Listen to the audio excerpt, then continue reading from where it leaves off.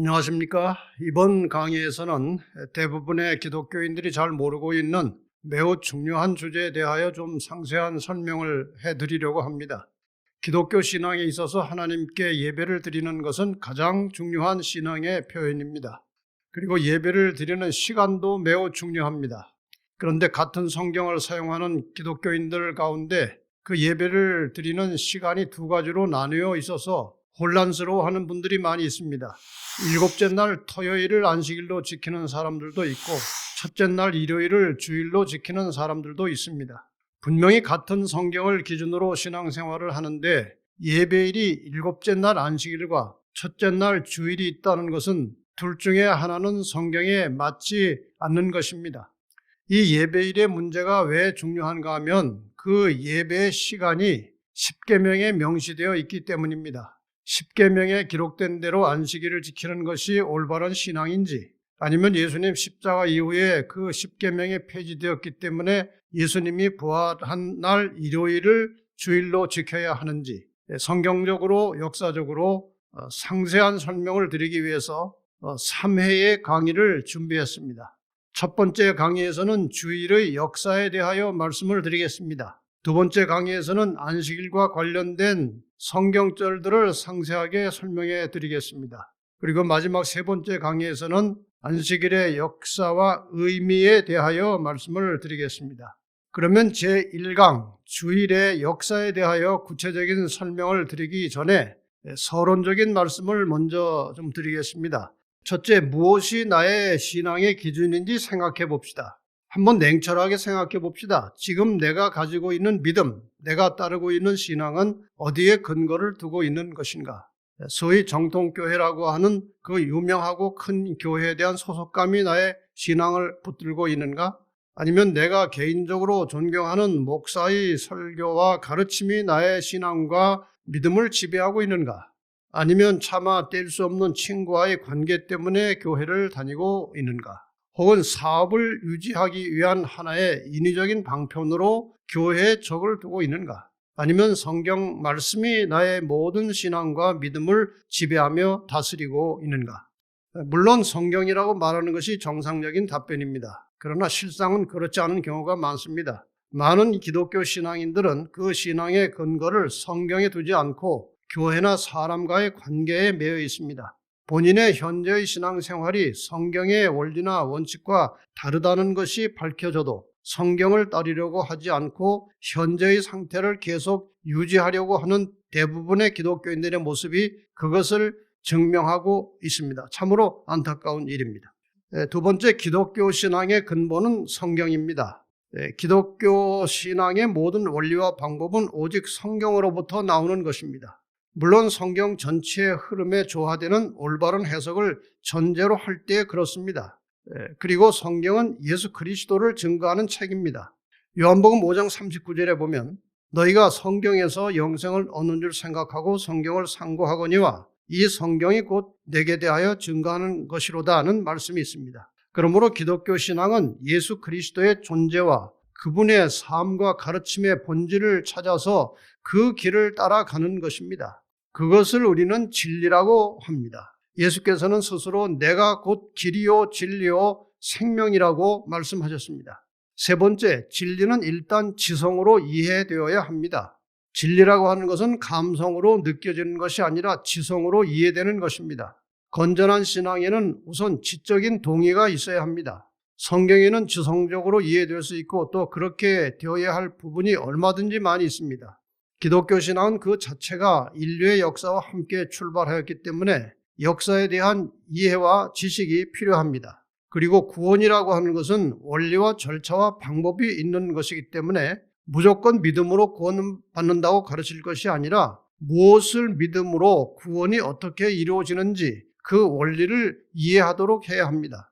오늘날 수많은 기독교인들이 중도의 신앙을 포기하는 가장 큰 이유는 지적인 동의 없이 감성적인 신앙으로 출발하였거나 아니면 잘못된 가르침으로 출발하였기 때문입니다. 물론 신앙에는 감성적인 느낌이나 감동 그리고 성령의 역사가 필요합니다. 그러나 하나님의 말씀에 대한 올바른 지식이나 지적인 확신이 없이 감성적인 요소들만 가지고 신앙의 집을 만들어 놓으면 그 집은 아주 쉽게 허물어지고 맙니다.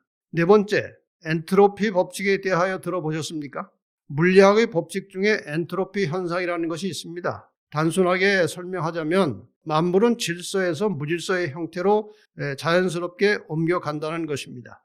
후퇴와 쇠퇴는 자연스럽게 일어나는 것입니다. 몸이 늙어지고 시력이 약화되는 일은 노력하지 않아도 됩니다. 세월의 흐름에 따라서 건물이 낡아지는 것은 어떤 외부의 힘이나 노력을 가하지 않아도 자연스럽게 일어나는 현상입니다. 그리고 이 엔트로피 법칙에 따른 현상은 인류의 역사나 신앙의 역사에도 나타나고 있습니다. 다섯 번째, 역사에서 반복되는 집단적 실패에 대하여 생각해 보겠습니다. 성경 역사에 나타난 최초의 신앙적 집단은 이스라엘 백성들입니다.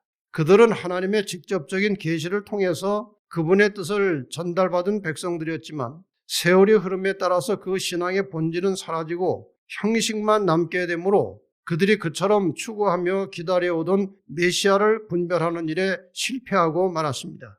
그 실패한 유대교의 뒤를 이어 당시로서는 대단히 용감하고 창의적인 면모를 가지고 있었던 예수의 제자들에 의해서 기독교 역사가 새롭게 시작됩니다. 그러나 세월이 흐름에 따라서 기독교 역사도 변질되기 시작했습니다. 결국 카톨릭이라는 이름을 가진 거대한 종교단체로 발전된 기독교는 역사에 지울 수 없는 종교 암흑의 시대를 만들어 놓았습니다. 다시 창의적 소수자들이 진리를 찾아 나섰고 1517년 마르틴 루터에 의해 종교개혁의 역사가 시작되었습니다. 왜곡되거나 감추어지고 가려졌던 성경의 진리가 여러 개혁자들에 의해서 펼쳐지고 진리가 회복되기 시작했지만 역시 연약한 인간들은 엔트로피 법칙을 따르고 말았습니다. 인간의 죄악적 본성과 이기적인 기질 때문에 한 성경을 가지고 수많은 개신교 종파들이 만들어지면서 지속적인 개혁과 변혁에 실패한 채 교파적 분열이라는 실패작으로 개혁의 시대는 막을 내렸고 또 다시 교회는 신앙적 영적 부패와 세속화 현상이 나타났으며 성경이 아닌 교권과 상당 부분 변질된 교리가 오늘날 교회를 지배하게 된 것입니다. 여섯 번째, 진리를 회복하는 시대적 이단자들이 필요합니다. 예수님 당시 유대교의 시각으로 볼 때 초대 기독교의 기초를 놓은 예수님의 제자들은 이단자들이었습니다. 그리고 가톨릭 교회 입장에서 볼 때 루터를 비롯한 개혁자들은 분명 이단자들이었습니다. 중세 가톨릭의 말기 현상과 거의 흡사한 상태에 처한 오늘날에도 성경 말씀에 기초하여 과감한 결단력을 가지고 진리의 편에 확고하게 설 수 있는 시대적 이단자들이 필요합니다. 하나님의 말씀 진리는 생명을 가진 것이기 때문에 정체하여 머무를 수 없습니다. 진리를 사랑하는 하나님의 종들은 진리를 찾아 실천하는 끊임없는 움직임이 있어야 합니다. 진정한 신앙은 종교나 교권이라고 하는 틀 속에 갇혀서 종교 의식과 함께 머물러 있는 것이 아니라 항상 복음에 대하여 인간을 향한 하나님의 소리와 그 말씀에 대하여 반응하며 움직여 나가는 역동성을 갖는 것입니다. 현재의 신앙에 안주하면서 정체된 신앙을 고수하고자 하는 사람들은 분명히 정통이라는 허울 좋은 이름을 가진 교회에 소속되어 있지만 조만간 분별력을 상실한 소경이 되고 말 것입니다. 이것은 역사가 남겨진 교훈입니다. 예수께서는 백성들을 지도하는 유대의 관원들을 빗대어 이렇게 말씀하셨습니다. 마태복음 15장 14절의 말씀이지요. 만일 소경이 되어 소경을 인도하면 둘이 다 구덩이에 빠지리라.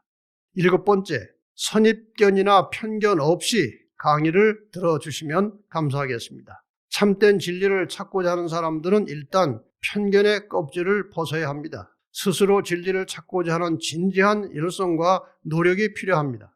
하나님의 말씀에 대한 올바른 이해와 성경의 말씀에 기초한 참다운 신앙을 갖기 원하시면 주관적 선입견이나 편견 없이 이번 강의를 진지하게 잘 들어보시고 역사적 사실과 성경의 말씀을 따라서 판단해 보시기 바랍니다. 그리고 그것이 진리라고 확인되면 순종하여 따를 수 있는 양심의 결단이 있어야만 하나님께서 더 밝은 진리의 빛으로 우리를 인도해 주실 것입니다.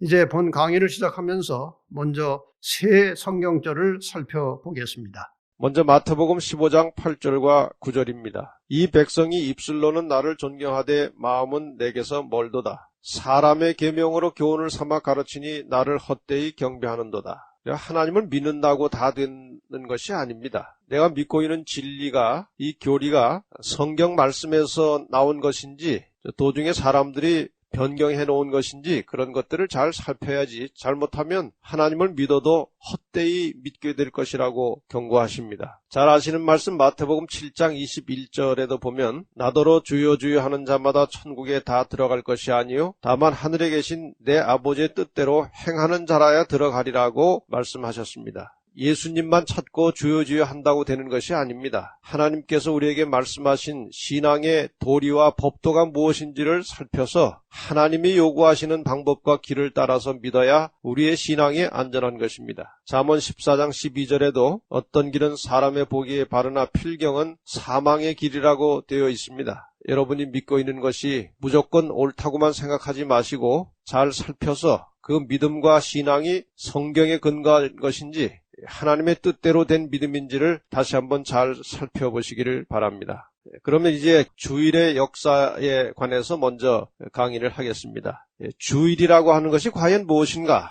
오늘날 많은 사람들이 일요일에 예배를 드리러 가면서 주일을 지킨다고 말합니다. 과연 주일이란 무엇인가? 기독교 신앙이라고 하는 것은 사람이 하나님과 관계를 맺으면서 시작되는 것입니다. 그리고 그 관계는 예배라고 하는 형태로 표현이 되고 유지가 됩니다. 그런데 같은 성경을 가지고 기독교 신앙을 하는 사람들 중에 어떤 사람들은 일요일에 예배를 드리고 어떤 사람들은 토요일에 예배를 드립니다. 토요일에 예배를 드리는 사람들은 오늘날의 토요일이 성경상 일곱째 날에 해당하는 날이고 그 제7일이 십계명에 명시된 안식일이기 때문에 토요일에 예배를 드린다고 합니다. 일요일에 예배를 드리는 사람들은 토요일 안식일은 구약시대에 유대인들이 지키던 안식일이고 예수님이 십자가에 돌아가신 후부터는 다시 말해서 신약시대에 들어와서는 안식일이 예수님이 부활한 날 일요일로 대치되었기 때문에 그날에 예배를 드린다고 합니다. 같은 성경을 사용하는 기독교인들의 입장에서 볼 때 분명히 둘 중에 하나는 성서적이 아닙니다. 틀린 것입니다. 그래서 이 문제는 반드시 성서적으로 역사적으로 밝혀져야 합니다. 왜냐하면 하나님을 믿는 기독교 신앙에 있어서 예배의 대상과 그리고 예배 시간은 매우 중요한 의미를 갖는 것이기 때문에 그렇습니다. 그럼 먼저 이 주의 날이라고 하는 말에 대해서 잠시 생각을 해보겠습니다. 대부분의 사람들은 이 주일이라고 하는 말을 일요일과 동일시합니다. 그리고 그 말이, 주일이라고 하는 말이 요한계시록 1장 10절에 나오는 주의 날을 줄여서 주일로 사용한다고 생각하고 있습니다. 그러나 그것은 잘못된 생각입니다. 왜냐하면 일요일을 주일, 주의 날로 부르게 된 것은, 그것을 공식적으로 부른 것은 서기 343년 사르디카 회의에서 결정한 것입니다. 그래서 요한계시록이 기록된 서기 97년 8년 이 당시에는 일요일을 주의 날로 불렀을 가능성이 전혀 없습니다. 그렇다면 요한계시록 1장 10절에 사용된 주의 날이 언제일까요? 그것은 그 단어 그대로를 풀어보면 주님이 주인이 되시는 날입니다. 주님은 어느 날의 주인이신가요? 마가복음 2장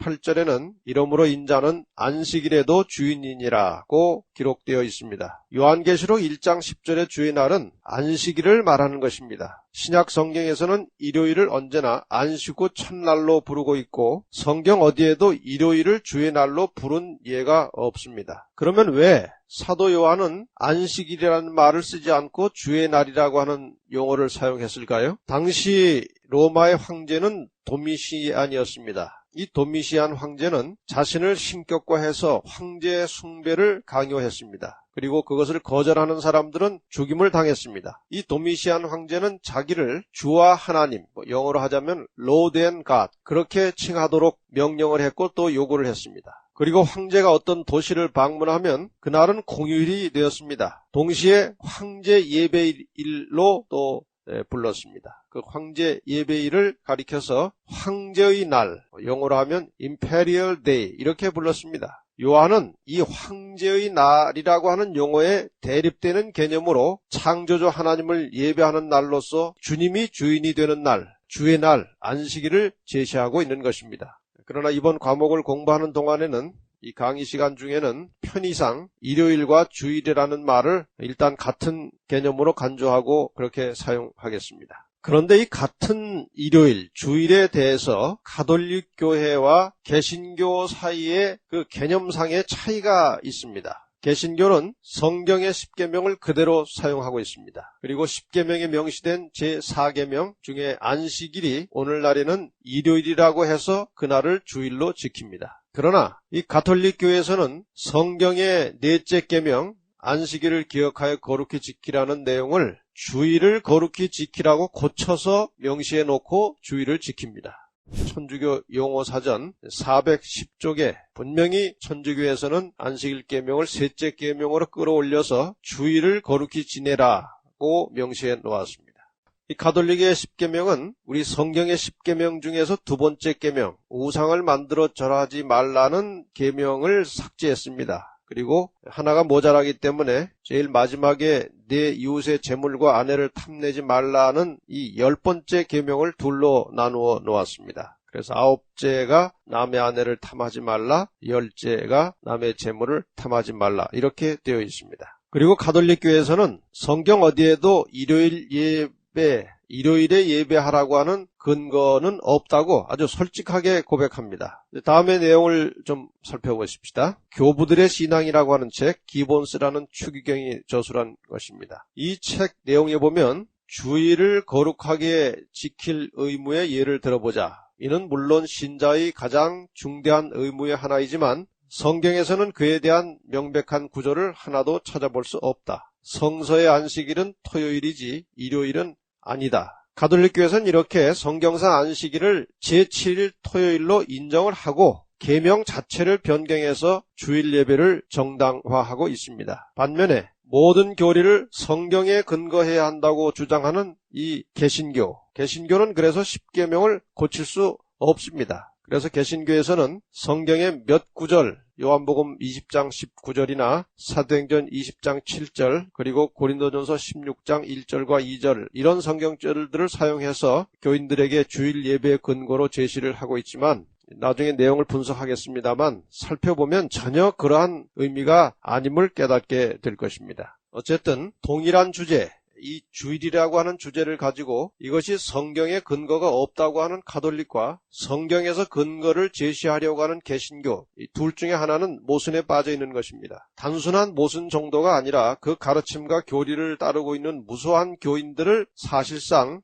기만하고 있는 것입니다. 이 문제를 면밀히 살피지 않고 덮어두거나 대강 넘어가려고 한다면 그것은 성경을 신앙의 기준으로 삼는 기독교인의 양심이 아닙니다. 어떤 면에서는 이 문제를 깊이 살피려고 하지 않는 것은 진실한 기독교인이 되기를 포기하는 것과 마찬가지입니다. 여기 가톨릭에서 그 교리를 문답식으로 설명하고 있는 책의 내용을 한 부분 소개하겠습니다. 무엇하는 사람들인가 라는 책 제목입니다. 박도식 신부가 지은 책이고 1990년에 나온 34판의 내용입니다. 475, 476쪽에 보면 그런 문답식으로 이렇게 그 교리를 풀어가고 가르치고 있습니다. 송군과 박 신부가 문답을 하는 것입니다. 송군이 이렇게 말했습니다. 다음엔 셋째 계명을 말씀해 주십시오. 박 신부. 셋째 계명은 안식일을 거룩히 지내라 하신 말씀에 따라 주일을 거룩하게 지내라는 계명입니다.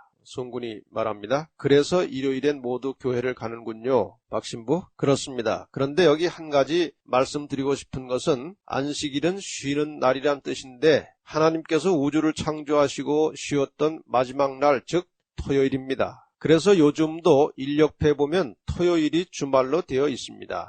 송군이 말합니다. 예, 알겠습니다. 흔히 일요일을 주말로 생각하는 사람도 있는데 이건 잘못이군요. 다시 이제 송군이 질문을 합니다. 그러면 가톨릭교 아닌 다른 프로테스탄트 교회에서는, 다시 말하면 개신교에서는 소위 성경대로만 한다면서 왜 토요일을 안식일로 지내지 않고 일요일을 주일로 지내죠? 박신부가 대답합니다. 아니, 그런 문제까지 끌어내면 곤란한데요. 그들의 종교란 가톨릭에서 나간 것이니까 가톨릭을 모방할 수밖에 없잖아요. 신약 성경에 분명히 일요일을 주일로 지내라는 말은 없습니다. 다만 금방 말씀드린 그러한 이유로서 교회의 권위로 정한 것뿐입니다. 개신교회 교인들은 이 대화를 잘 유념해서 들어보셔야 합니다. 정말 개신교회가 성경대로 신앙을 한다면 이 안식일과 주일 문제를 성서적으로 진지하게 다시 살펴보아야 할 것입니다. 그러면 역사적으로 일요일 예배가 어떻게 시작되었는지 살펴볼 필요가 있겠죠. 성경에 근거하지 않은 일요일 예배가 도대체 어떤 경위를 거쳐서 어떤 일 때문에 그렇게 예배일이 일요일로 넘어갔는지 살펴볼 필요가 있겠죠. 주일 예배의 근거를 성경에서 찾으려고 하는 시도가 많이 있었습니다. 또 몇 성경절들을 주일 예배 근거로 제시를 하고 있습니다만 모두가 다 성경 본래의 뜻을 벗어난 것들이고 사실상 일요일 예배에 대한 성경적 근거는 없기 때문에 그 기원은 역사에서 찾을 수밖에 없습니다. 자, 그럼 일요일 예배가 역사적으로 어떻게 해서 시작되었는지 역사 이야기를 좀 먼저 하겠습니다. 2세기 초엽에 로마에는 그 하드리아누스라는 황제가 있었습니다. 아주 유능한 정치가였고 로마의 많은 속국들과 화친 정책을 펴서 매우 안정된 정치를 하고 있었던 황제였습니다. 그 당시 반란이 아주 심하던 유대인들과도 화친 조약을 맺었고 그들의 소원을 따라서 예루살렘 성전 재건 허가를 해주었습니다. 그때가 서기 130년경이었습니다. 그러니까 유대인들이 반란 일으키지 않고 이제 잘 지내겠다는 조건 하에 그들의 가장 절실한 소원이었던 예루살렘 성전을 재건하도록 허가를 해준 것입니다. 그래서 유대인들은 이 성전 재건을 위해서 막대한 자금을 모았습니다. 그런데 얼마 후에 황제가 모든 속국들에게 자신을 신의 아들로 부르도록 강요하기 시작했습니다. 황제 숭배를 요청한 것입니다. 근데 다른 나라는 다 그런 대로 순순히 그 말을 듣는데 워낙 다신교 사상이 있었기 때문에 그랬겠죠. 유대인들은 아주 심하게 반발을 했습니다. 그래서 하드리아누스가 화가 나서 그 보복으로 유대인들이 시행하던 그 할례 의식을 금지시켰습니다. 이 할례 의식은 유대인들이 하나님과 자기들 사이에 언약해 놓은 대단히 중요한 의식으로 생각하고 있었던 것인데 그것을 금지시킨 것입니다. 그래서 전국 유대 랍비들이 아주 격렬하게 여기에 대해서 항의를 했습니다. 화가 난 하드리아누스 황제는 예루살렘 성전 재건 허가한 것을 취소해버렸습니다. 유대인들은 이제 할례 의식도 금지되고 그들의 희망이던 예루살렘 성전 재건용도 취소가 되었을 때 드디어 서기 132년부터 135년 사이에 이 발코체바라고 하는 사람을 주동으로 해서 아주 대규모 반란을 시작했습니다. 이미 거두어진 성전 건축 자금이 반란 자금으로 사용되었습니다. 그래서 그 황제 하드리아누스는 그 당시 로마의 가장 유능한 장군 세베리우스와 정예부대 22군단을 파견해서 그 유대인의 반란을 진압하도록 했습니다. 그런데 이 전쟁과 반란에 아주 능숙한 유대인들이 로마의 군대를 엥켈이라고 하는 험한 골짜기로 유인하고 끌어들였습니다. 그리고 미리 매복해 있던 반란군들이 뛰어나와서 로마의 그 정예부대 22군단을 아주 참패를 시켰습니다. 망신을 당한 것입니다. 일단 이제 세베리우스 장군은 살아있는 군사들과 함께 후퇴를 했죠. 아주 자존심이 상했습니다. 그래서 군대를 재정비한 다음에 다시 이제 반란을 진압하러 내려와서 유대인 마을들을 하나씩 포위해서 초토화시키는 작전으로 유대인의 마을 985개를 아주 완전히 쑥밭으로 만들었습니다. 한 역사적 기록에 보면 약 80만 명이 그 당시 죽임을 당했다고 전해집니다. 물론 유대인들이죠. 유대인들에 대한 이 하드리아누스 황제의 분노는 계속됩니다. 그래서 마침내 다음과 같이 세 가지 금지령을 내려서 유대인들의 목을 조였습니다. 첫째는 토라는 모세 오경입니다. 그들의 경전 사용 금지령을 내렸습니다. 두 번째, 이미 시행되고 있었던 할례 금지를 재확인시켜 주었습니다. 그리고 세 번째 내린 금지령이 안식일 예배 금지였습니다. 이 세 가지 금지령을 어기면 사형으로 다스리기 시작했습니다. 그런데 바로 이 금지령 때문에 교회 안에 유대인들 아닌 기독교회 안에 어려운 문제가 발생하게 된 것입니다. 당시 로마 제국 안에는 유대인들과 기독교인들이 공존하고 있었고 모두가 다 유대인들이나 기독교인들이 다 안식일을 지키고 있었습니다. 그런데 유대 반란 때문에 발생한 이 로마의 금지령 속에는 안식일 준수를 간주를 하지 못하도록 그렇게 규정이 되어 있었기 때문에 이것이 유대인이 아닌 기독교인들에게까지도 영향을 미치게 된 것입니다. 그래서 유대인이 아닌 기독교인들도 안식일을 지키면 유대인으로 간주해서 박해를 받게 되었고 심지어는 죽임을 당하기까지 한 것입니다. 왜냐하면 당시 로마 제국의 위정자들, 정치하는 사람들은 그리스도교를 그저 단순히 유대교의 또 다른 한 분파로만 봤기 때문에 유대인과 기독교인을 그렇게 크게 다르다고 생각하지 않았습니다. 그렇게 간주될 수밖에 없었던 이유가 세 가지가 있습니다. 첫째, 유대인들이 신봉하는 같은 신 하나님을 이 기독교인들이 믿고 있었습니다. 두 번째, 유대인이나 기독교인이나 모두가 다 구약 성경을 사용하고 있었습니다. 그리고 세 번째, 두 부류가 다 안식일을 지키고 있었습니다. 그래서 로마인들의 시각으로 볼 때는 유대인이나 기독교인이나 별 차이가 없었다는 것입니다. 그래서 안식일을 지키면 유대인 취급을 해서 죽이기 시작했습니다. 그래서 그 당시 그 기독교의 교부들이 황제에게 유대인들과 기독교인을 다르게 취급해달라고 요청하는 서신을 여러 차례 보냈습니다. 그런데 그 당시 교회를 대표하는 그 변증 교부들이 황제에게 보내는 서한들이 여기저기 나와 있습니다. 그 내용을 종합하면 유대인들과 그리스도인은 기독교인은 다르니까 다르게 취급해달라는 것입니다. 다음에 그 한 내용을 좀 소개해 보겠습니다.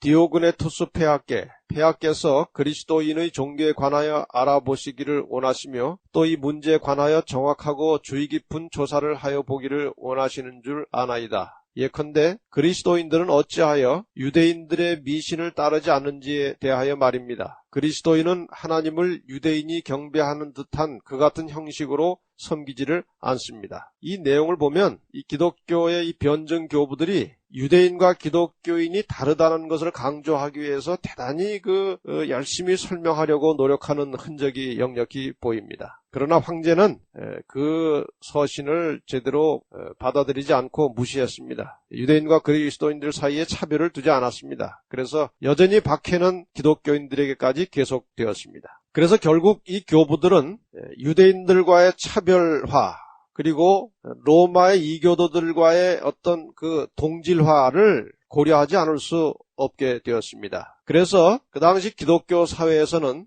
유대인과의 차별화를 위해서 구약의 하나님 대신에 신약의 하나님을 강조하기 시작했고 이교도와의 동질화를 위해서는 안식일 대신에 당시 태양신을 섬기던 이교도들의 예배일 일요일 예배를 교회에 서서히 도입하기 시작한 것입니다. 바로 이러한 문제 때문에 교회 내부에서는 많은 혼란과 분란이 일어났습니다. 다음과 같이 세 부류의 사람들이 생겨난 것입니다. 안식일을 계속 지키려고 하는 사람들이 있었고 또 안식일 대신에 일요일을 지키려고 하는 무리들이 있었고 또 두 날을 모두 지키려고 하는 사람들도 있었습니다. 바로 이러한 배경에 의해서 일요일에 예배 드리는 일이 시작되었기 때문에 일요일 예배에 관한 역사적 기록은 서기 150년경에 가서야 문서로 나타나기 시작합니다. 그 당시 문서를 또 한 가지 소개하겠습니다. 150년경 활동하였던 순교자 유스티니노스는 저스틴 말트로 알려진 사람입니다. 유스티니노스는 기독교인들이 예배 드리던 모습을 이렇게 보고하고 있다. 태양의 이름으로 명명된 날 마을이나 도시에 사는 사람들 모두가 모여든다. 여기 태양의 이름으로 명명된 날은 썬데이, 일요일입니다. 사도들에 대한 기록을 읽고 시간이 허락하는 한 예언자들의 글도 읽는다. 읽는 사람이 다 읽고 나면 사회자가 우리 모두 이 값진 모본을 본받고자 훈계한다. 그리고 나서 우리 모두는 일어서서 함께 큰 소리로 기도한다. 이 내용은 마이크 콜린즈가 저술하고 김승철 씨가 번역한 사진과 그림으로 보는 기독교 역사 2001년에 발행한 책 40쪽에 나와 있는 내용입니다. 이 글을 기록한 저스틴 말터라는 사람이 이제 150년경에 활동했던 사람이기 때문에 이 글의 내용은 150년경 당시의 기독교 사회를 보여주는 대단히 아주 중요한 내용입니다. 이때에 좀 전에 말씀드렸듯이 태양의 이름으로 명명된 날 일요일에 마을과 도시에서 사람들이 교회로 모여서 예배를 드렸다는 것입니다. 이렇게 기독교회가 이제 서서히 일요일에 태양의 날에 예배를 드리기 시작하는 이런 사회적 분위기가 어느 정도 무르익었을 때에 로마의 콘스탄틴 황제가 서기 321년 3월 7일에 일요일을 공식적인 휴일로 선포하게 되었습니다. 이미 150년경을 전후로 해서 이제 일요일 예배가 시작되었기 때문에 321년이 되었을 때는 기독교의 대부분이 상당수가 일요일 예배를 드리고 있었던 것입니다. 또 그 당시 로마의 주요한 종교였던 미스라, 즉 태양신을 섬기던 사람들도 태양의 날에 일요일에 예배를 드리고 있었죠. 그러니까 그 당시에는 기독교인들도 일요일에 예배 드리는 것이 또 보편화되어 있었고, 로마에 있던 이교도들도 그들의 태양신을 섬길 때에 썬데이, 일요일에 예배 이미 드리고 있었기 때문에 사회가 전반적으로 일요일에 예배 드리는 분위기였습니다. 이런 분위기의 배경을 가지고 콘스탄틴 황제가 321년에 일요일 휴업하는 명령을 내린 것이죠. 그 내용은 이런 것입니다. 이 태양을 존경하는 날에 모든 관공리들과 각 도시의 주민과 제조 공장의 종업원들은 휴업하라. 그러나 농촌에서 경작에 종사하는 농민은 자유로이 노동할 수 있다. 이는 씨를 뿌리고 포도를 심는 데 불리할까 염려됨이라. 천기를 마음대로 할 수 없으니까 농민들은 예외로 하고 그 외의 모든 도시의 주민들 또 공장의 종업원들은 관공리들은 다 태양을 존경하는 날 일요일에 휴업하라고 명령을 내린 것입니다. 이렇게 해서 이제 그 일요일을 휴업하고 일요일에 예배 드리는 것이 사회적으로 공식화되었습니다. 오늘날까지도 그것이 이어져서 오늘날 대부분의 이 문명 국가에서는 한결같이 다 일요일을 휴일로 정하고 있습니다. 공휴일로요. 이 321년 일요일 휴업법에 대해서 대한기독교서에서 발행한 그리스도교 대사전 1247쪽에 나와 있는 역사 연표에도 보면 제가 그대로 읽겠습니다. 321년 일요일을 안식일로 지키는 법률 발표.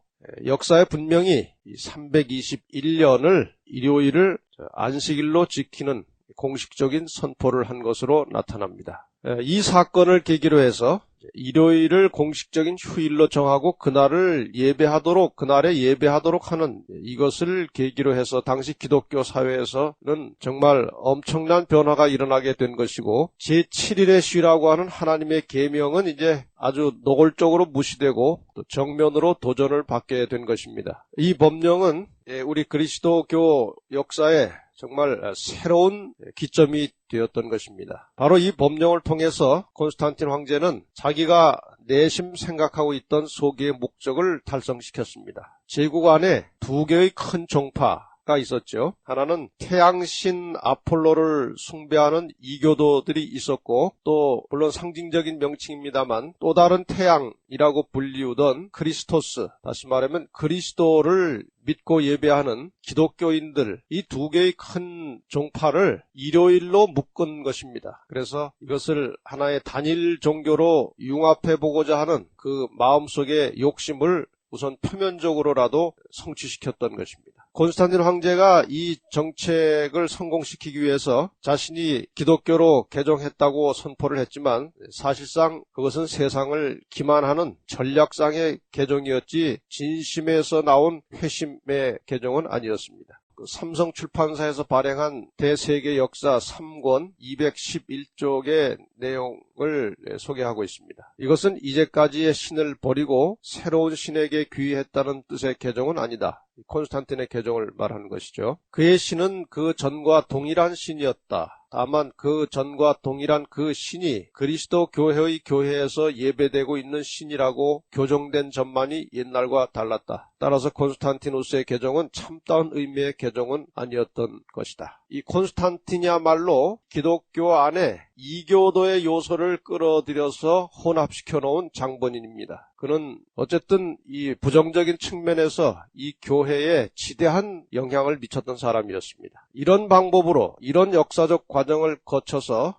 정말 비성서적인 일요일 예배가 교회에 들어와서 자리를 잡게 되었습니다. 그리고 이제 그 당시 이미 그리스도교는 가톨릭화 되어 가고 있었죠. 종교, 정치, 사회적인 모든 분위기와 조화를 이루면서 이제 교회 안에서도 일요일 예배를 합법화시키기 위한 작업이 시작된 것입니다. 지금 먼저 콘스탄틴의 일요일 휴업 명령은 사회적, 정치적인 측면에서 나타난 것이고, 이제 교회 안에서도 성경에 없는 일요일 예배를 회의를 통해서 결의해서라도 공식화시키기 위한 작업이 시작된 것입니다. 그 최초의 공식적인 작업이라고 할 수 있는 것이 325년에 있었던 니케아 종교회의입니다. 니케아 종교회의에서는 일단 태양의 날 일요일을 부활절로 성수하도록 결의했습니다. 처음부터 예배일로 결의한 것은 아니고 예수님께서 일요일에 부활하셨으니 부활절로 성수하도록 결의했던 것입니다. 그 이면에는 이제 곧 안식일을 제7일 토요일에서 첫째 날 일요일로 옮기려는 하나의 공식적인 시도라고 볼 수 있겠습니다. 그래서 처음에는 예배일로서의 일요일 성수라기보다는 부활을 기념하는 날로서의 일요일 집회를 공식화하게 된 것인데, 결국은 그것이 안식일을 일요일로 옮기는 시발점이 된 것입니다. 그 니케아 종교회의에서 결의된 내용을 보면 근본 소집된 총회에서 지극히 성스러운 부활절 일자에 관한 문제가 토의되었다. 그리고 이 문제는 참석자 전원의 연합 일치된 판정으로 잘 해결되었다. 즉 이 부활절은 각처에 있는 모든 그리스도인들이 같은 한날에 반드시 준수되어야 한다는 것이다.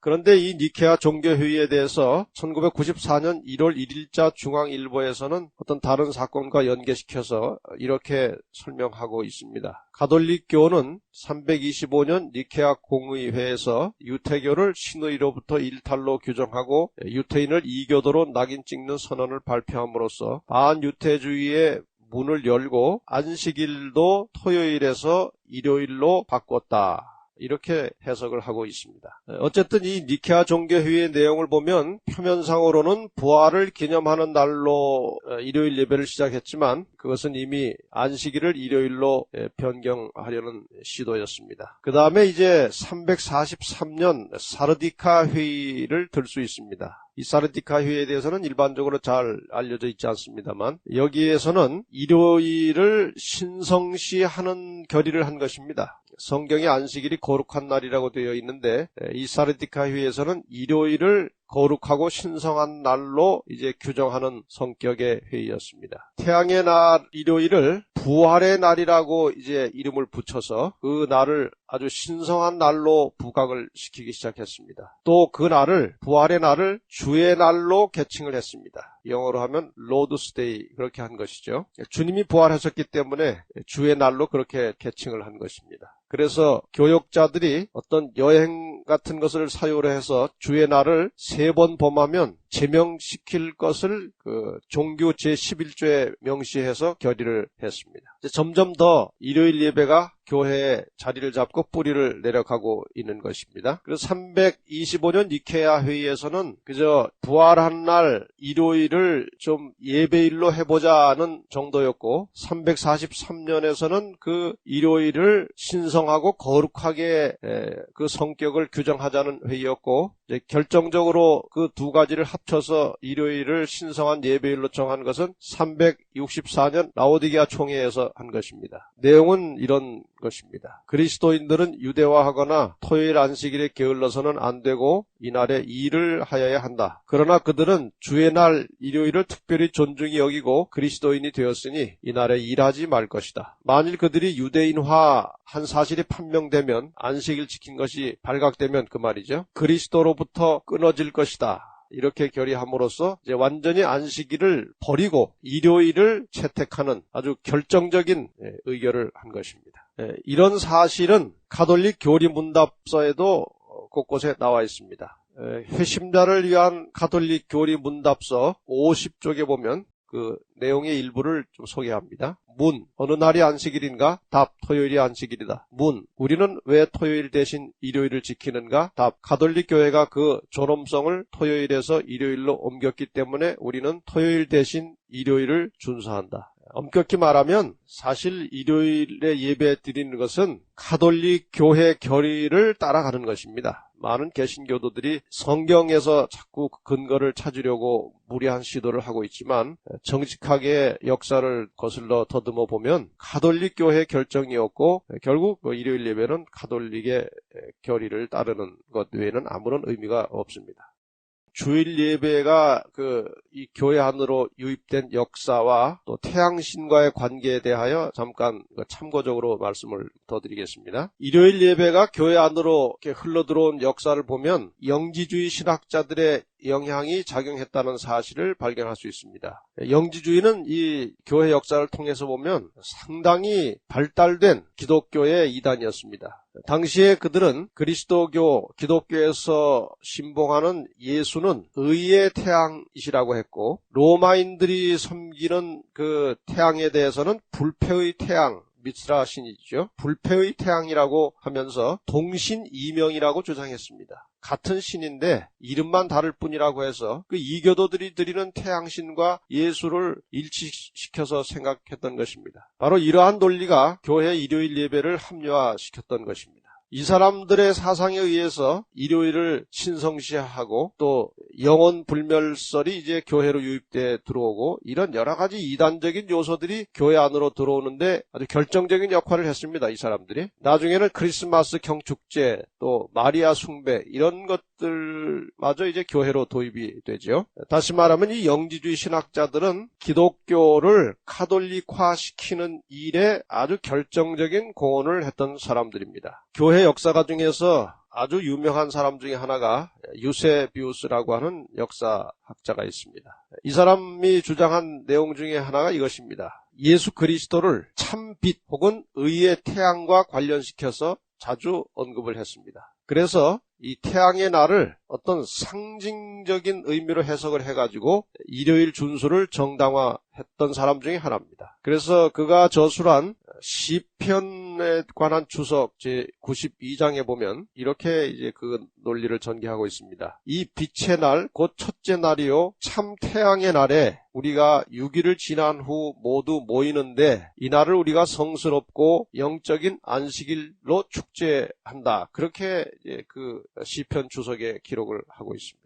아주 묘한 논리로 일요일을 이제 신성시하고 그 예배를 정당화시킨 것입니다. 또 그의 주장 중에 하나는 태양은 예수 그리스도이시고 또 그리스도는 바로 태양신 아폴로의 또 다른 이름이라고 주장하면서 구주의 날, 이 명칭은 빛에서부터 파생된 것이며 또한 그 태양으로부터 파생된 것이다. 이렇게까지 주장을 하면서 이제 일요일 예배를 정당화하고 신성시하는 일에 상당히 큰 공헌을 한 사람입니다. 일요일 예배 혹은 주일 예배는 그것이 일반적으로 사람들이 생각하고 있는 것처럼 예수님 부활 이후에 안식일이 폐지되고 부활을 기념해서 지키기 시작한 것이 아닙니다. 그렇게 단순하게 그 문제를 풀어서는 안 되죠. 일요일 예배가 뿌리를 내리고 또 자리를 잡아서 교회의 공식적이고 정식적인 예배일이 되기까지는 수많은 이교들과 또 로마 황제들과 이교의 신학자들 또 태양신과의 관계 이런 것들이 다 얽혀서 만들어진 것입니다. 이 정말 엄청난 투쟁의 역사를 세밀하게 관찰해 보면 분명히 이 일요일 예배는 성경을 벗어난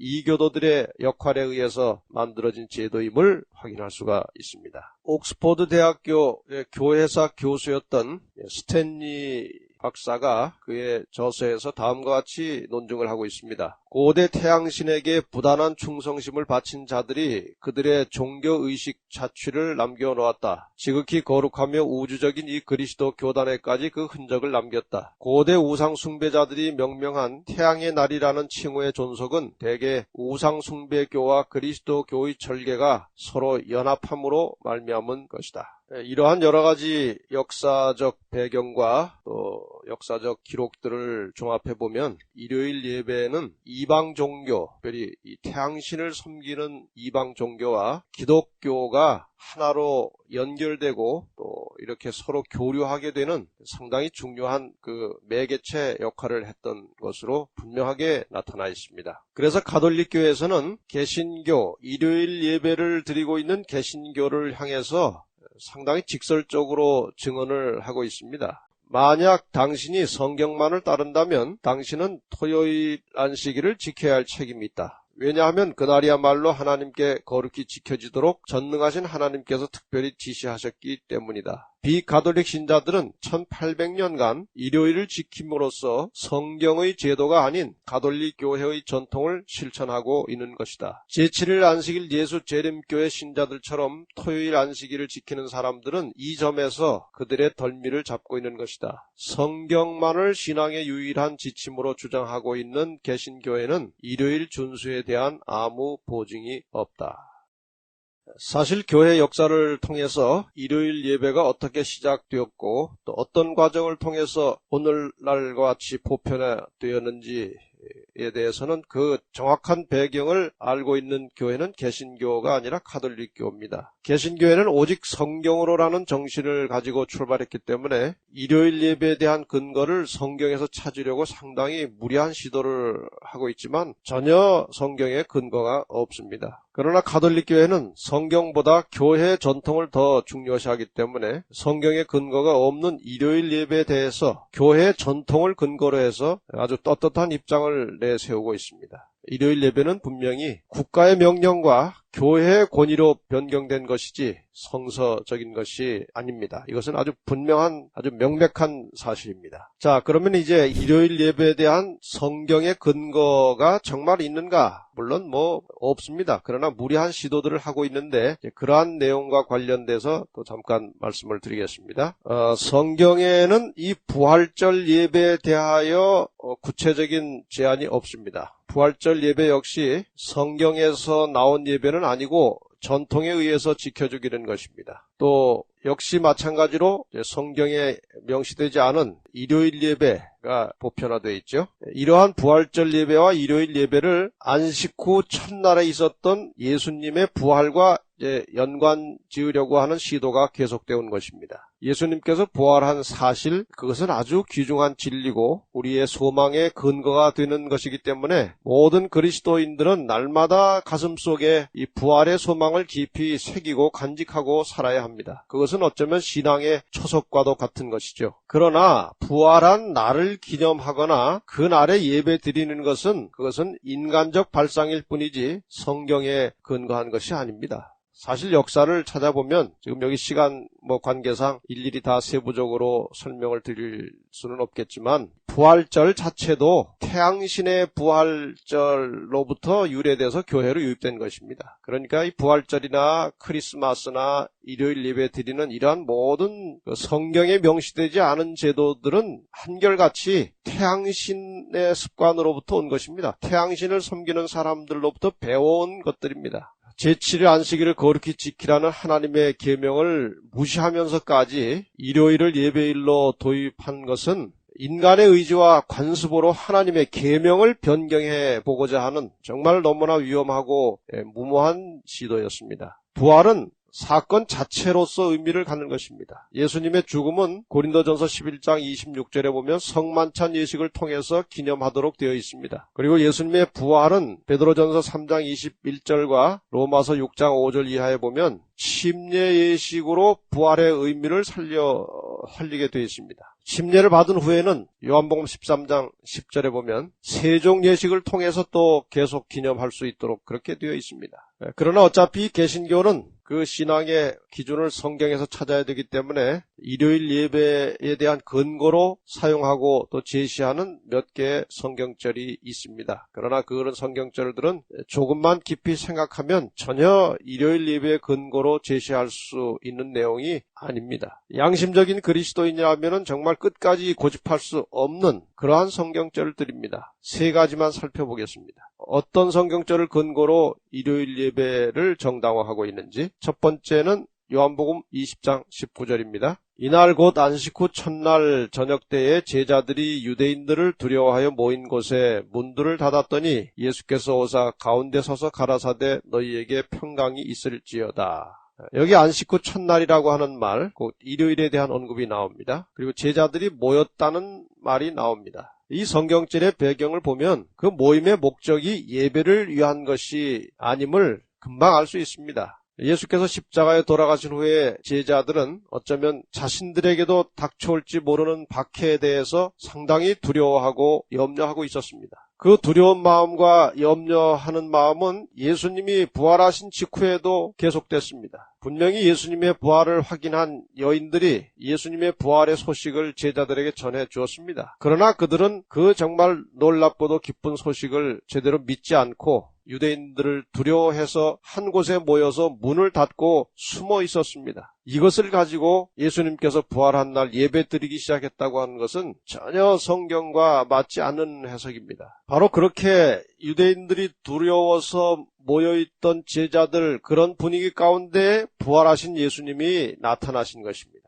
부활을 제대로 믿지도 않는 사람들이 부활을 기념해서 예배할 리가 없죠. 상식적으로만 생각해도 이 모임의 목적은 예배를 위한 것이 아닙니다. 이것을 일요일 예배 근거로 보고 또 그렇게 가르치는 것은 성경의 문맥을 전혀 고려하지 않고 또 성경에 대하여 무지한 교인들을 잘못 가르쳐서 오도하는 것입니다. 사도행전 20장 7절 보겠습니다. 두 번째 성경절입니다. 사도행전 20장 7절. 안식 후 첫날에 우리가 떡을 떼려 하여 모였더니 바울이 이튿날 떠나고자 하여 저희에게 강론할세 말을 밤중까지 계속하매.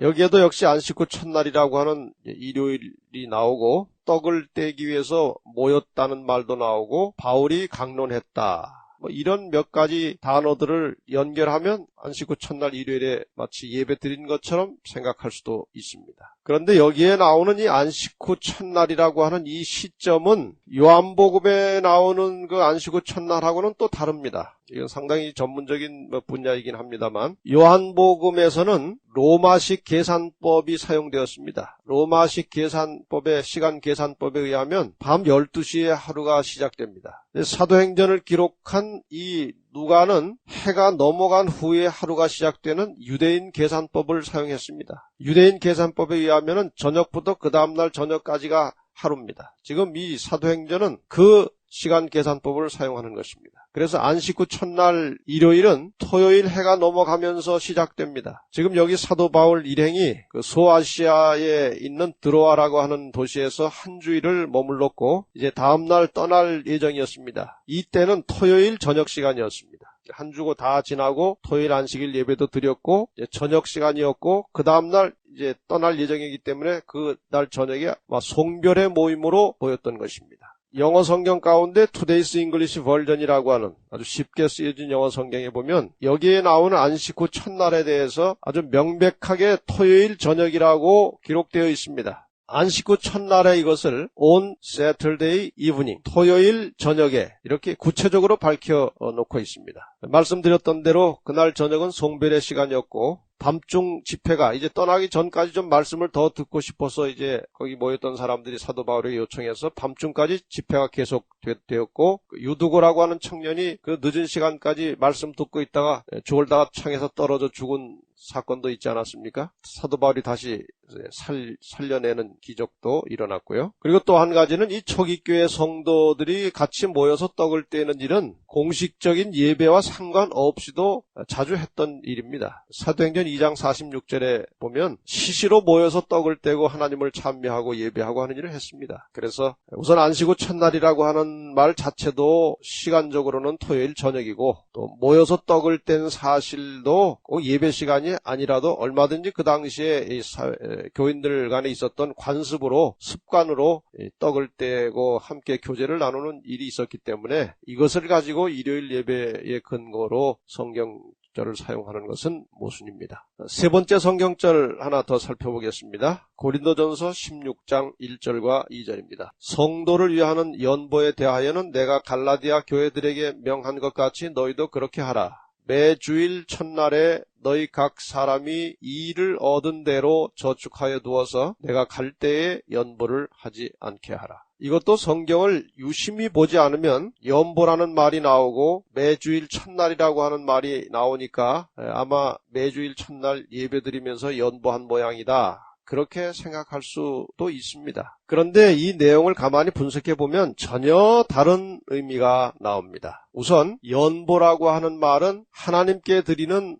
헌물이나 헌금과는 또 다른 단어입니다. 그것은 연보는 구제금을 가리키는 것입니다. 이 연보라고 하는 말을 헬라어로는 로기아로 되어 있습니다. 로기아로 되어 있는데 이것은 수집, 모금 그런 뜻입니다. 하나님께 드리는 헌금은 로기아가 아니고 헬라어로 도라라고 별도로 연금과는 다른 말입니다. 그러니까 지금 이 고린도전서 16장에 나오는 연보라고 하는 것은 하나님께 드리는 헌금이 아닙니다. 그럼 어떤 구제연금을 말하는 것일까요? 이 성경절은 그 당시 예루살렘 교회 성도들이 그 주변 지역의 기근 때문에 상당히 어려움을 겪고 있었습니다. 그래서 사도 바울이 이곳저곳 다니면서 다른 지역에서 성도들에게 구제금을 거두어다가 예루살렘의 성도들에게 나누어주고 돕는 일을 사도 바울이 하고 있었습니다. 그래서 지금 이 사도 바울은 고린도 교회에게 편지하면서 그 예루살렘의 기근으로 고생당하는 성도들을 돕는 한 가지 제안을 한 것입니다. 내가 갈라디아 교회에 명한 것 같이 한 것은 내가 갈라디아 교회 교인들에게 한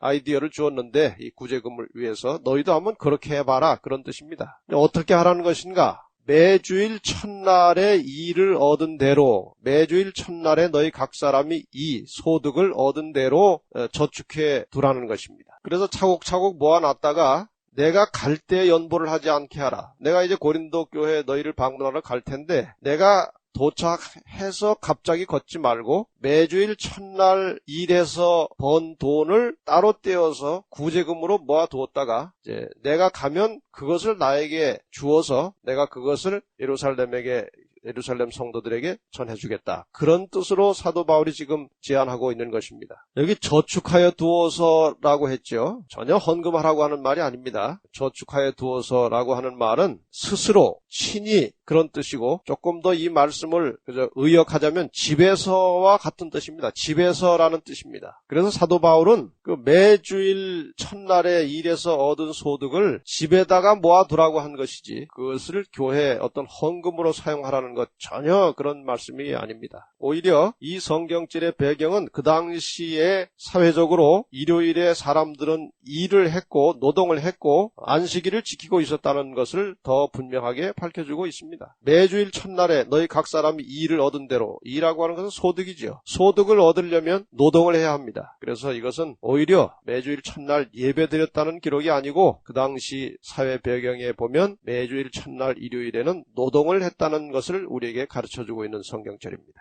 어쨌든 성경을 100번 1000번을 뒤져도 일요일 예배에 대한 근거는 없습니다. 그것은 역사적으로 이미 밝혀진 것입니다. 오히려 히브리 4장 9절과 10절의 말씀을 우리가 분석해 보면 구원받은 하나님의 백성들은 여전히 계속해서 안식일을 지켜야 할 것을 우리에게 가르쳐주고 있습니다. 히브리 4장 9절과 10절 말씀을 읽어보겠습니다. 그런즉 안식할 때가 하나님의 백성에게 남아있도다. 이미 그의 안식에 들어간 자는 하나님이 자기 일을 쉬심과 같이 자기 일을 쉬느니라.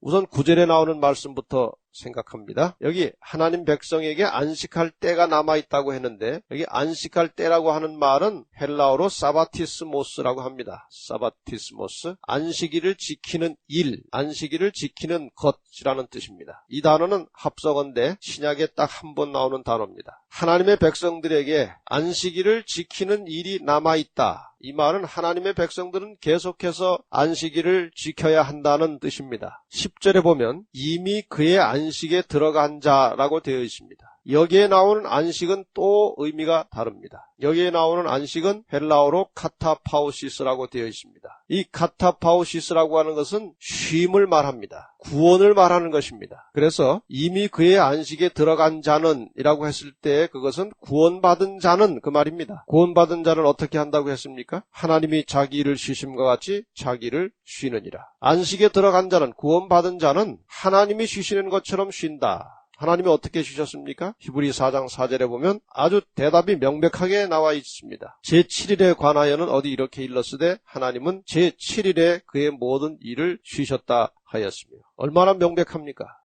하나님의 백성들은 여전히 안식일을 지켜야 할 것이다.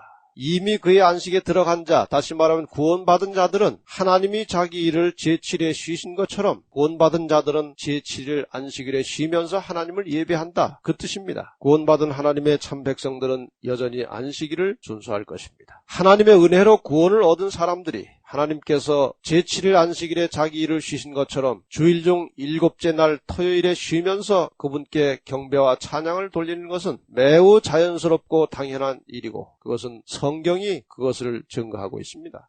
죄인이 물론 구원을 얻기 위해서 안식일을 지키는 것이 아닙니다. 하나님께서 십계명을 다 지킨 사람들에게 구원을 주시는 것도 아닙니다. 구원이라고 하는 것은 하나님의 사랑과 예수님의 은혜와 성령의 역사하심을 통해서 이루어지는 것입니다. 그래서 안식일을 포함해서 십계명의 요구사항을 따라서 경건을 연습하면서 살아가는 것은 이미 구원을 받은 그리스도인들의 생활 속에 자연스럽게 그리고 당연하게 나타나는 결과가 아니겠습니까? 그것이 바로 구원을 얻었다는 표시요 증거가 되는 것입니다. 구원받은 그리스도인이 왜 하나님 외에 다른 신을 섬기지 않습니까? 십계명에서 그것을 금하고 있기 때문에 그런 것입니다. 그리스도인은 왜 우상을 만들어서 그것에게 절하지 않습니까? 십계명에서 그것을 지시하고 있기 때문에 그런 것입니다. 그리스도인은 왜 안식일을 지킵니까? 십계명에서 그것을 요구하고 있기 때문에 그렇습니다. 그런데 왜 대체적으로 기독교인들은 안식일을 지키지 않고 주일을 지킨다고 말합니까? 주일은 안식일이 아니기 때문에 그런 것입니다. 또 어떤 사람들은 지금은 안식일 지키기가 어렵기 때문에 주일을 안식일처럼 지킨다고 말합니다. 그것도 사실 모순입니다. 안식일과 주일은 엄연히 다른 날이고 지금까지 장황하게 설명드린 대로 주일은 결단코 안식일을 대체할 수 없는 날입니다. 그것은 오히려 이방신의 습관에서 배워온 잘못된 제도입니다. 다른 신을 섬기는 것이나 우상을 만들어 절하는 것이 죄라면 안식일을 지키지 않은 것도 죄입니다. 하나님 대신에 다른 신을 정해서 섬기는 것이나 하나님께서 정해주신 안식일을 두고 다른 날을 정해서 예배하는 것이나 하나님의 말씀에 불순종하기는 마찬가지입니다. 하나님께서는 우리에게 그분의 말씀에 대하여 순종하기를 원하십니다. 모든 신앙의 원리는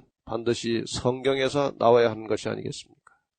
지금까지 상당히 긴 시간 동안 주일 예배가 어떻게 교회 안으로 들어오게 되었는지 그 역사적 배경과 주일 예배에 대해서 성경적으로 검증해 보려는 시도가 왜 잘못된 것인지 이런 여러 가지 말씀들을 드렸습니다. 사실입니다. 역사적으로나 성경적으로 안식일이 하나님의 뜻을 따라서 일요일로 옮겨진 근거나 흔적은 없습니다. 그렇다면 이제 정말 양심적인 그리스도인이라면 주일 예배를 다시 한번 깊이 생각해 봐야 합니다. 그리스의 유명한 철학자이면서도 과학자였던 아리스토텔레스가 주전 350년경에 거미의 발이 6개라고 발표한 적이 있습니다. 아무도 거미의 발의 그 수에 대해서 이의를 제기하지 않고 2000년의 세월이 흘렀습니다. 그러다가 1700년대 후반에 프랑스의 박물학자 라마르크라고 하는 사람이 거미발을 다시 세보니까 6개가 아니라 8개였습니다. 거미발이 6개인가요? 8개인가요? 분명히 하나는 틀린 답입니다. 8개가 확인되었습니다. 그러니까 아리스토텔레스가 거미발을 6개라고 한 이후에 아무도 그것을 확인하거나 검토해보지 않은 채 2000년의 세월이 흘러간 것입니다. 주일 예배는 성경의 예배 원칙을 벗어난 역사적 오류입니다. 그러나 대부분의 사람들은 그런 일에 별로 관심이 없습니다. 그냥 많은 세월이 흘러가고 있습니다. 그것이 마치 사실인 것처럼 진리인 것처럼 그렇게 아주 익숙해져 있습니다. 문제는 대부분의 사람들이 사실이나 진실보다는 생활 속에 생각 속에 익숙해진 오류를 더 믿고 싶어하는 그러한 속성이 있는 것입니다. 분명히 일요일 예배는 역사적으로 성서적으로 잘못된 것입니다. 그런데 그것을 더 믿고 싶어합니다. 대부분의 기독교인들은 자신의 신앙에 대해서 성경으로 확인하지 않은 채 이런저런 인연으로 처음 발을 들여놓게 된 교회에서 가르치는 내용들을 그대로 믿고 신앙생활을 합니다. 때로는 이 교회 규모가 크니까 그 교회 목사님이 유명하고 설교를 잘하니까 또 같은 교회 다니는 사람 중에 박사도 있고 변호사도 있고 교수도 있는데 그런 분들이 잘못된 것을 믿을 리가 있겠나 이런 생각 이렇게 막연한 근거를 가지고 교회를 출입하는 사람들이 대부분입니다. 그런데 종교나 신앙에 관한 한 이 인간의 무지는 남녀노소 빈부 귀천 학력 연령 제한 없이 작용하고 있다는 사실을 알아야 합니다. 대단한 지성과 재력을 가진 사람들이 종종 사이비 집단에 소속이 돼서 극단적인 경우에는 자살까지 하는 사람들이 있습니다. 적어도 신앙에 관한 사람이나 어떤 집단을 신뢰해서는 안 됩니다. 신앙의 근원을 성경에서 찾고자 하는 아주 부단한 노력과 기도 없이는 진리를 만나지 못할 것입니다. 예수님 당시에 유대 랍비들과 지도자들에게 아주 편만해 있던 그 메시아에 대한 오해, 그리고 무지, 또 종교 암묵시대 동안의 수많은 학자들과 또 종교 지도자들의 그 성경 진리에 대한 무지 혹은 무시, 그리고 그러한 무지한 성경을 무시하는 그런 지도자들의 가르침과 인도를 따라서 아무 생각 없이 휘말려 들어간 그 무지한 군중들, 그 결과는 패망이었습니다.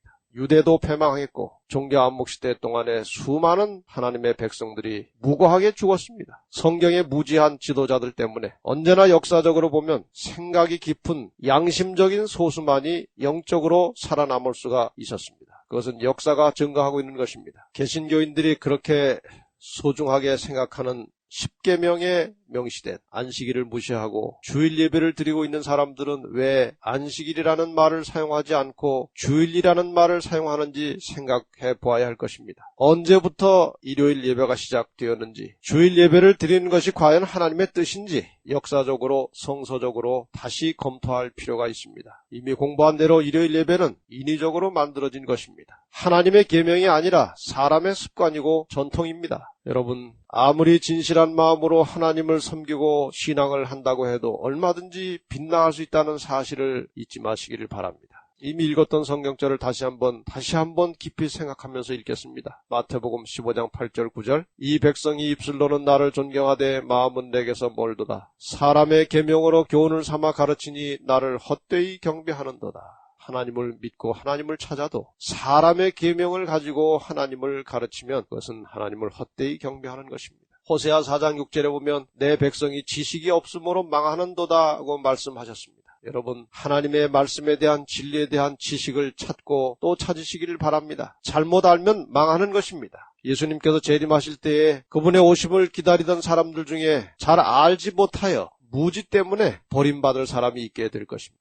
마태복음 7장 21절로 27절에 분명히 그러한 상황이 나옵니다. 이미 다 아시는 말씀이지만 다시 한번 읽겠습니다. 21절. 나더러 주여 주여 하는 자마다 천국에 다 들어갈 것이 아니요 다만 하늘에 계신 내 아버지의 뜻대로 행하는 자라야 들어가리라. 그날에 많은 사람이 나더러 이르되 주여 주여 우리가 주의 이름으로 선지자 노릇하며 주의 이름으로 귀신을 쫓아내며 주의 이름으로 많은 권능을 행치 아니하였나이까 하리니. 여러분, 이 말씀 속에 주의 이름으로 주님을 위해서 많은 일을 한 사람들이 거짓으로 지금 이 말을 하고 있습니까? 아닙니다. 진심으로 하고 있는 것입니다. 그들이 악행하고 나쁜 일 하던 사람이 아니고 예수 믿고 예수의 이름으로 일하던 사람들이었습니다. 그런데 예수님께서 23절에 이렇게 말씀하십니다. 그때 내가 저희에게 밝히 말하되 내가 너희를 도무지 알지 못하니 불법을 행하는 자들아 내게서 떠나가라 하리라. 여기 불법이라고 하는 것은 무슨 세상에 아주 악하고 못된 일을 한 것이 아닙니다. 그런데 예수님께서는 예수 믿고 예수님의 일을 하던 사람들에게 불법을 행한 자라고 말씀하셨습니다. 그것은 하나님께서 말씀하신 법도대로 하나님의 뜻을 따라서 신앙을 하지 않던 사람들에게 하시는 말씀입니다. 우리의 신앙은 하나님께서 명하신 법도를 따라서 해야 하는 것입니다. 그래서 예수님께서는 아무리 열심히 일을 했어도, 아무리 주님의 이름을 찾았어도 하나님의 법도대로 믿지 않던 자들에게 불법을 행하는 자들이라고 말씀을 하시면서 쫓아내셨습니다. 그러므로 누구든지 나의 이 말을 듣고 행하는 자는 그 집을 반석 위에 지은 지혜로운 사람 같으리니 비가 내리고 창수가 나고 바람이 불어 그 집에 부딪히되 무너지지 아니하나니 이는 주초를 반석 위에 놓은 연고요. 나의 이 말을 듣고 행치 아니하는 자는 그 집을 모래 위에 지은 어리석은 사람 같으리니 비가 내리고 창수가 나고 바람이 불어 그 집에 부딪힘에 무너져 그 무너짐이 심하니라. 여러분, 하나님께서 하신 모든 말씀이 다 인간의 유익을 위한 것이고 또 진리라고 생각하십니까? 그렇다면 조건 붙이지 말고 하나님 말씀에 순종하고 따르시기를 바랍니다. 사무엘상 15장 22절에 보면 순종이 제사보다 낫고 듣는 것이 수양의 기름보다 낫다고 말씀하셨습니다. 예배 드리는 행위 물론 필요합니다. 주님의 사업에 열심히 충성스럽게 일하는 것 물론 필요합니다. 그러나 그보다 더 중요한 것은 하나님의 말씀에 순진하게, 순수하게 순종하는 것입니다. 하나님의 자녀들이 그의 말씀과 계명을 따라서 안식일을 존중해서 지키는 것은 일단 하나님의 말씀에 대한 순종의 차원에서 지극히 당연하고 자연스러운 신앙의 모습이 아니겠습니까? 성경에 명시된 신앙의 원리나 원칙들이 어떤 개인적인 사정이나 사회적인 상황 때문에 변경되기 시작하면 그것은 즉시로 인간 본의 신앙으로 변질되는 것입니다. 더 이상 진리를 추구하면서 살아갈 의미가 없어지는 것입니다. 참된 신앙은 성경 말씀의 진리를 우리의 현실이나 인간의 형편에 맞춰 나가는 것이 아니고 우리의 삶을 하나님의 말씀에 맞춰 나가는 것입니다. 아무쪼록 여러분의 모든 신앙적, 영적 삶이 그저 현상 유지가 아니라 날마다 진리를 찾고 하나님의 말씀의 근원을 찾아서 늘 우리의 모든 삶이 주의 말씀에 더욱 가까이 전진해서 그 말씀의 본체이신 예수 그리스도의 형상을 닮아가는 진실한 신앙인들이 되시기를 간절히 바랍니다. 이제 다음 강의에는 이 안식일과 관련된 또 주일과 관련된 여러 가지 성경절들을 좀 상세하게 풀어보려고 합니다. 왜냐하면 어떤 성경절들은 마치 안식일 혹은 율법이 폐지된 것처럼 그렇게 생각하고 느껴질 수 있는 성경절들이 있고 또 그런 성경절들이 잘못 사용되고 있기 때문에 다음 강의에서는 그러한 성경절들을 상세하게 풀어나가는 시간을 갖도록 하겠습니다. 끝까지 강의를 들어주신 여러분들 진심으로 감사합니다. 하나님의 축복과 성령의 인도하심이 여러분의 생에 함께 하시기를 간절히 바랍니다. 감사합니다.